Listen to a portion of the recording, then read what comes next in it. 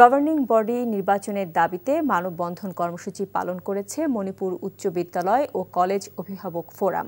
সকালে রাজধানীর মিরপুরে শিক্ষা প্রতিষ্ঠানটির সামনে অনুষ্ঠিত কর্মসূচিতে অভিযোগ করা হয়, অ্যাডহক কমিটি দিয়ে বিদ্যালয় পরিচালিত হওয়ায় শিক্ষার মানের অবনতি হচ্ছে। অদক্ষ ও অযোগ্য প্রশাসনের কারণে একাডেমিক কার্যক্রম ভেঙে পড়ায় দ্রুততম সময়ের মধ্যে অভিভাবক ও শিক্ষক প্রতিনিধি নির্বাচনের দাবিও জানানো হয়।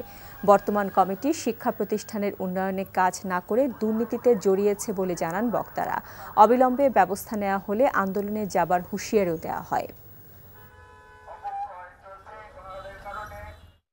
বান্ডেল থাকলে প্রতি সেনমানিতে টাকা বাঁচবে। বিকাশ সেনমানি বান্ডেল কিনে জিতুন প্রতি লেনদেনে।